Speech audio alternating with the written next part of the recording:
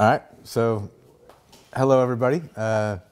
So I'm obviously Todd Collins, Digi Bro's father, or Conrad's dad, and this is actually a response video to one of his Digi Dailies. He decided to talk about two books on his Digi Daily, one being The Secret and one being the Celestine Prophecy, both of which have a lot of meaning to me. And I thought that he didn't do a very good job of explaining it because most people take it like him, where it's kind of portrayed as being like a flowery, weird, cliquish, or what's the word I want to look for?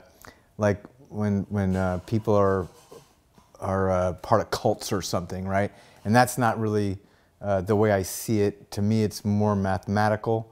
And so I was going to just talk about those two books a little bit, maybe help better explain it, and not go into super detail or anything, just a little bit of explanation of each one so that you can see why they're important to me. And so I'm going to do that. So the first one I read was called The Celestine Prophecy. And let me back up a little bit here and first explain one thing about both of these books, or about any books or any art of any kind, or any thought. And that's that I believe that there definitely is things happening beyond our ability to see them or hear them or taste them or any of that. And I think that there's definitely power within the universe that is out there. Now, I think that once in a while people tap into that power, right? They get an insight, or they write a song and people go, wow, it's the most beautiful thing I've ever heard. And you ask them, where did that come from? Where did that, oh, it just came to me, right? It just came to me. All these insights, all these good ideas, all these songs, all this art just came to me. Well, I don't really believe that. I believe that they tapped into something and it was kind of more that it was given to them. And the problem with that is that you might only get one insight your whole life. You might only get one thing. But because people can't leave things alone, they got to take those things, those insights, and then expound on them. When they do that, they water down the original message. And what I mean by that is this. In both of these cases, the person had a profound insight, in my opinion, wrote about it. It was fantastic. But then they couldn't just leave it alone. They had to write book after book after the fact. And then it becomes not real anymore. It becomes like they're telling it becomes fake. It becomes not the same.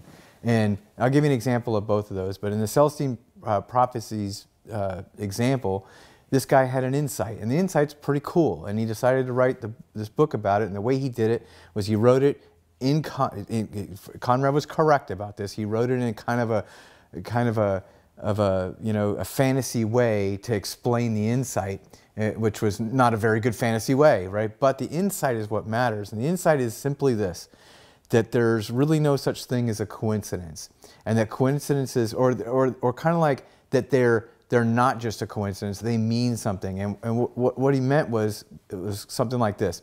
Let's say that you go to the grocery store today and you're in line, and in front of you is this person wearing a red shirt, and you notice them, and for some reason you're like, wow, that person looks pretty cool or whatever. And then later on in the day you're at the post office and you run into that person again, and they're again in the same position in front of you in line. The logic here would say there is a reason this person was put there, and the universe is trying to tell you, hey, that person has something for you, or there's some reason why you need to have this interaction. So you should talk to that person.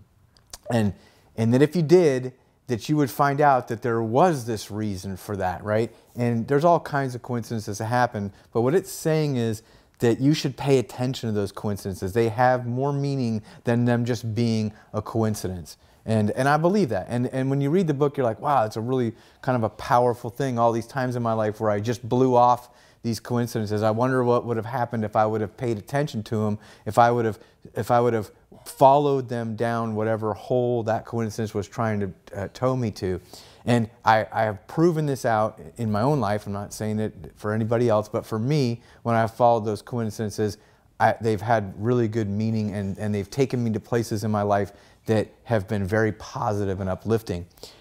Now, this guy turned around and wrote like 6 other books, and all those other books kind of suck, right? Because he's trying to expound on this whole concept that he came up with. And I don't think that that works, because I think once you start to try to do it yourself, it's not the same. He got the profound insight. It was given to him. He became, I'm sure, a multimillionaire with this book. All he had to do was leave it alone. Leave it at that. Write a different book if you want to write books. Don't have anything to do with the Celestine prophecy, because what he did was he watered down the message. He made it sound like a far out there googly stuff, and that's not what the intention, I don't think, was from the insight that was given to him. So same thing kind of happened with The Secret, where Rhonda Byrne, which is who wrote The Secret. And in reality, she didn't write The Secret. She made a video, and she had all these different people in her video. And it just so happened that I never saw that video. And I'm going to explain how I came to know both of these books, or I came across the Celestine prophecy on my own somehow, read it, really liked it. So I was a used car manager at a Toyota store that I worked at, and this lady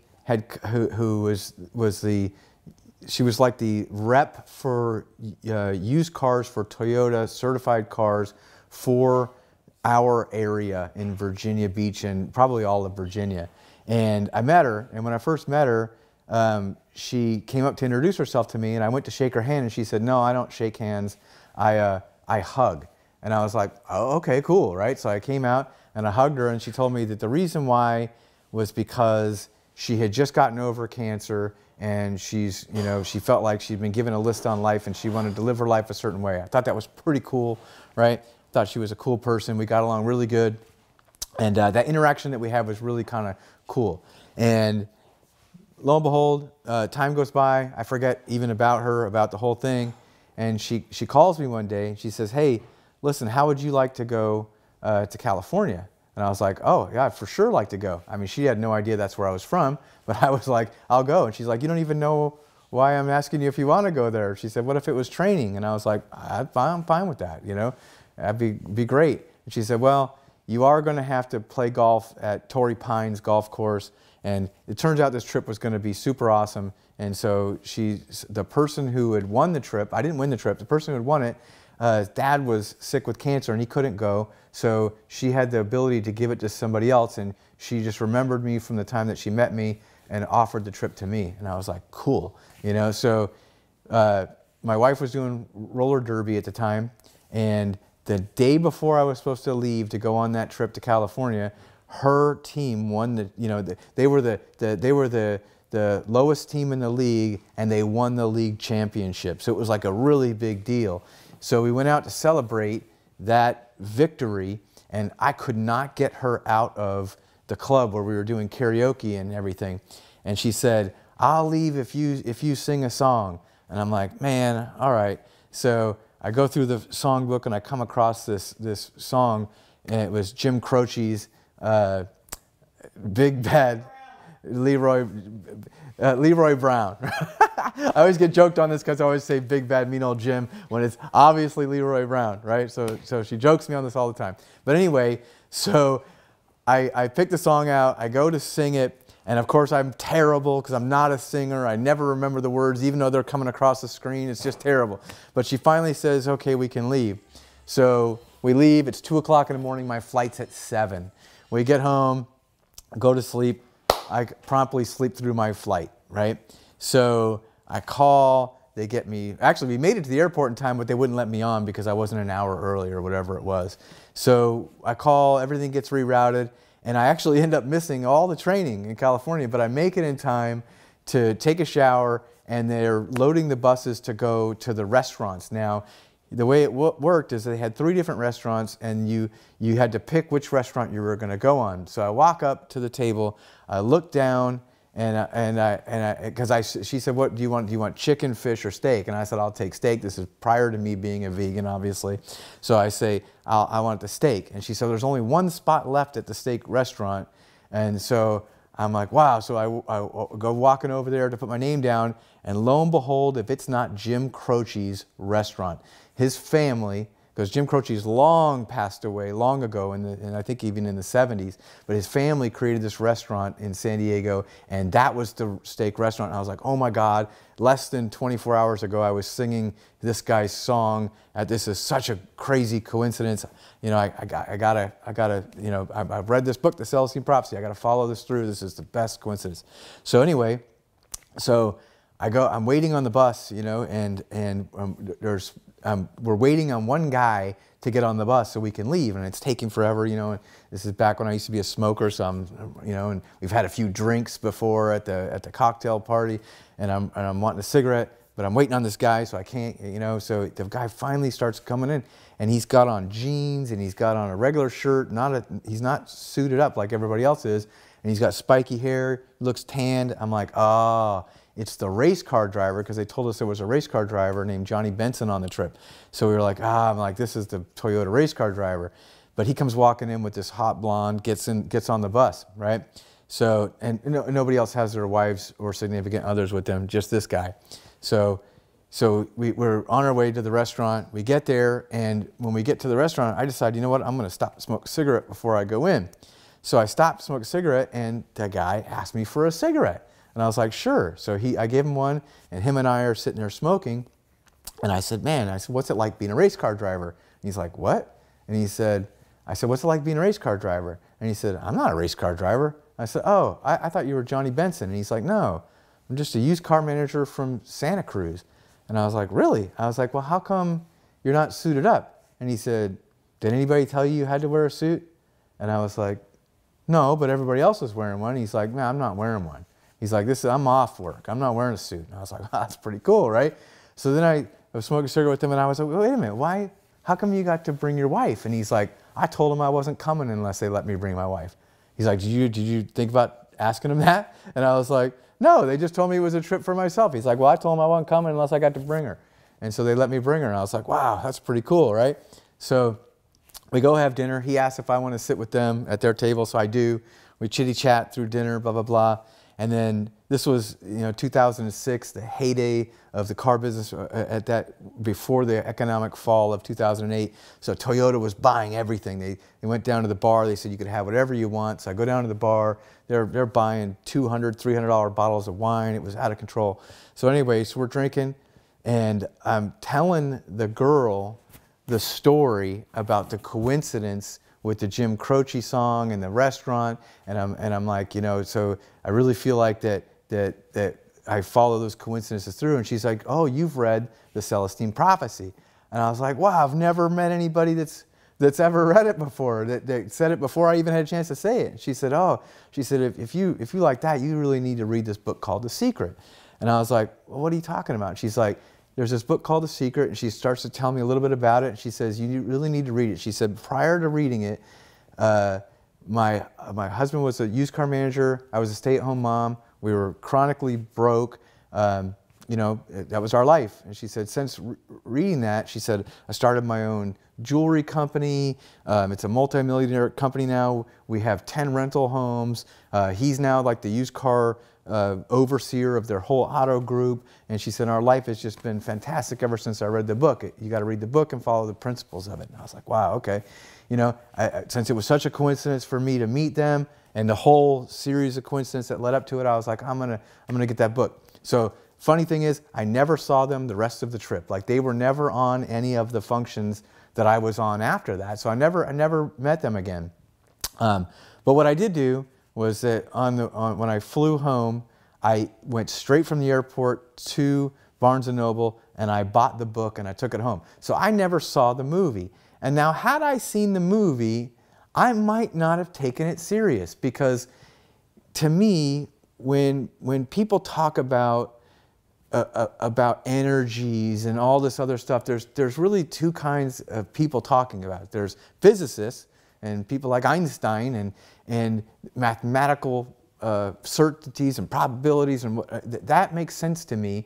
And then you have the flower child people who, there's nothing wrong with the way they see it, and they probably are tapping into this energy, but it turns people off because they have to get all, woo, you know, and there's all the drugs and everything. And it's like, that's not really what I'm into. And when I read the book, I read it from a scientific standpoint, right? And and let me just, first I'll back up and tell you what I think the book says. So Rhonda Byrne was this person who was having a tough time in her life, and her daughter sent her a book, and it was one of those, hey, you know, books that kind of like a self-help type book, right? So she's reading it, and as she's reading it, she has an insight, right? And this is what I'm talking about, how you have a divine inspiration, if you want to call it that. You have, you know, the universe gives you this, whatever you want to call it. She has this insight, and so she says, huh. And she goes back and she starts reading about all the successful people that have ever lived, right? She's like, why is it, this was her thought, why is it that some people who are born with nothing can rise to astronomical feats, and some people who are born with everything can lose it all? What causes that? Is it just people being really smart and driven? Is it just people being stupid and whatnot? Or is there something more to that? So she started reading about all these successful people, and she started coming across constantly, in all of the people who've come from nothing, one thing was the same for all of them. Some were smart, some were not as smart, some were driven, some were not as driven, but they all had one thing in common, and that's that they believed with their entire being that they would get to where they wanted to go.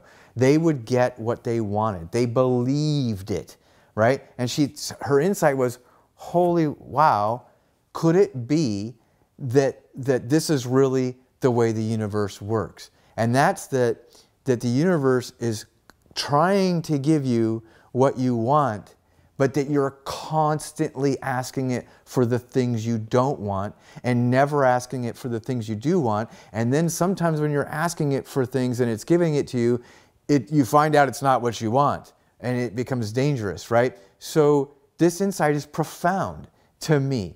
And I thought of it in a more scientific way. And my scientific way is kind of like this, because I believe in string theory, right? Which in string theory, first of all, everything in the universe is operating on a frequency. Anybody that knows anything about physics knows this, right? So the entire universe is operating on some form of frequency. Whether you like it or not, that's the truth, right? There's a frequency for trees, there's a frequency for everything, right? Everything has a frequency.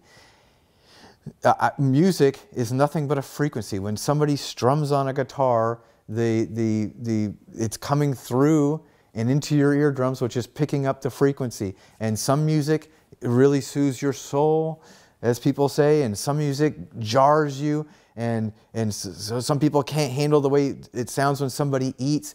All of these things are coming through in a frequency. When the monks, the Tibetan monks, when they're meditating, which I can't, by the way, even do. I'm not a meditator, right? I wish I could, but I just can't slow my brain down long enough to be able to do it. Doesn't mean that I don't think that people have tapped into incredible, frequencies that have given them harmony and all kinds of stuff. I believe that to be true, and I believe that to be true mathematically, not just in theory, right? I believe that in some point in time, all of these things will be proven to be true. And what I mean by that is, I believe that your mind is so much more powerful than you realize. And the secret's just basically saying, see, the hardest part about the secret is the belief part. Most people just don't believe. And if you don't believe, it will not work, right? You have to have the belief for it to work. That's the hardest part. And you believe some things and you want to believe some things, but having actual belief that something like that's going to work is incredibly difficult, right? Especially if you're a pessimist or you're a realist and you see yourself as everything is black and white and it works this way or that way. It's not going to work for you, right? But if you would open it up for a second and say, well, maybe there's something is to this, And maybe it does work, and it works kind of simple. If you're constantly saying, "Oh my God, I'm fat. Oh my God, I'm fat. Oh my God, I'm fat," the universe is going to say, "Your wish is my command," right? Because it doesn't know right from wrong. It only knows what you're asking it for, and it tries to deliver it to you. Its sole purpose is to try to deliver to you what you are focused on or what you're asking for. There's all kinds of times in life where this has impact. When they call people who are in sports when they're in the zone, it's like they're perfectly in tuned with what they want and where they're going, and they're in a zone, and they stay in that zone, right, until something interrupts them and gets them out of it, or they stop believing in themselves. But every once in a while, there's a click where somebody's into the zone. Or, here's a good one, they stopped telling people who have cancer that they're terminal because they figured out, and this is crazy, they figured out that way more people die if you tell them they're terminal than if you don't tell them that. How is that? Shouldn't it be the same? If the cancer is eating you alive and you're dying from it, why would you die faster or more frequently just by being told you're terminal? It's because you now believe you're going to die, and guess what? You're going to die if you believe you're going to die. And then there's been other times where they've told people that they're terminal, and they were like, "No, I'm not going to die. I don't even have cancer." And lo and behold, they become cured.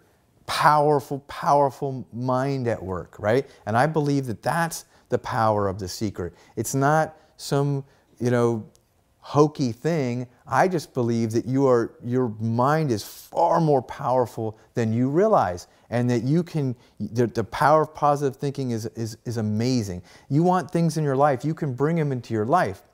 Now, I have done amazing things with this. I'm sure you've seen, especially this is Conrad's, this is Digi Bros deal, right? You've probably heard of me sending him to the Philippines and giving him money to do it, and you're like, wow, Conrad must have had some money growing up.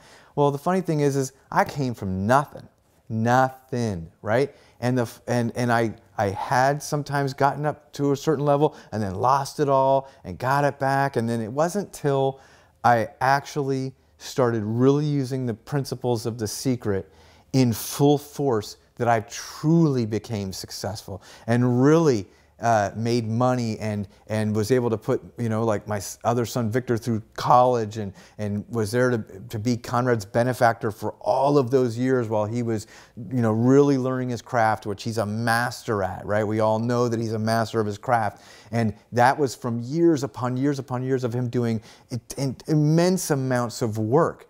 But I believe that all of that came from his belief in himself, because Conrad definitely believes in himself, right? And there's no question about it. And I believe that belief in yourself with really hard work, because it does. Oh, by the way, the bad news is that it doesn't come without some effort, right? You can't just sit back on your couch and believe that you're going to get stuff and it's going to come. It don't work like that. You have to believe that you're going to be successful and then put action to make that happen.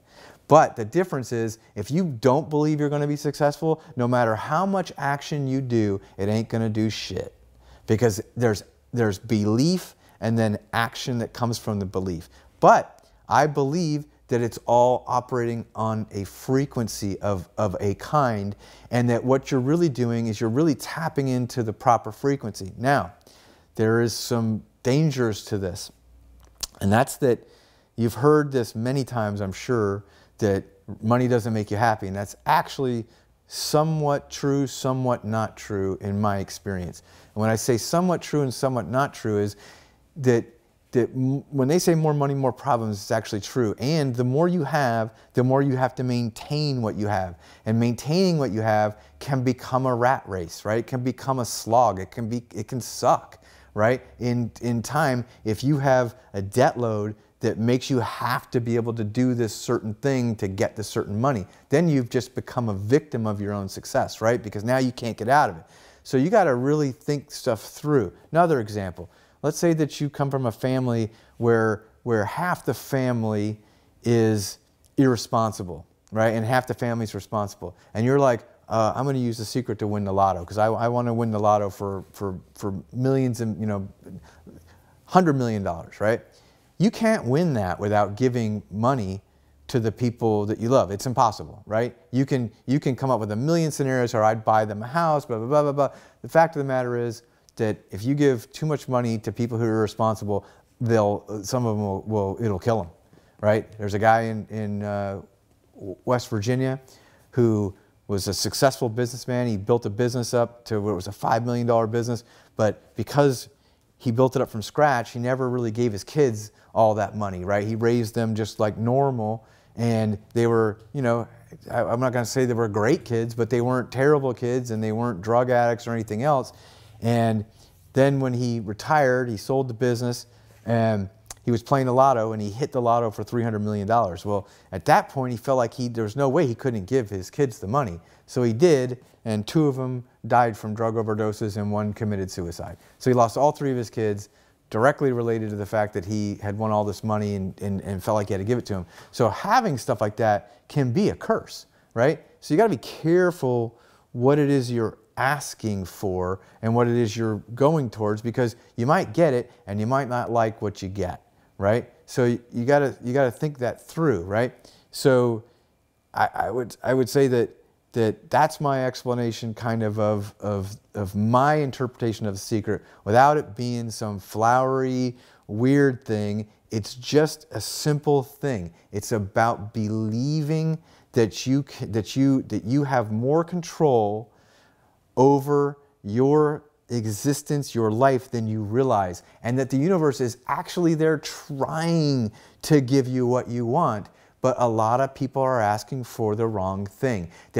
If you meet anybody who's focused on the negative, the universe is bringing them that negative. If somebody says, man, my boyfriend's always cheating on me, you know what the universe is going to do? It's going to say, your wish is my command, right? Because whatever you're putting out there over and over, it's going to try to bring it to you, because it does not know right from wrong. That's the one thing that people have a hard time with, is that it's going to bring you what you focus on. If you say I'm fat, your wish is my command. You say I'm broke, your wish is my command. You say, man, I can't even spend all the money the universe keeps bringing me.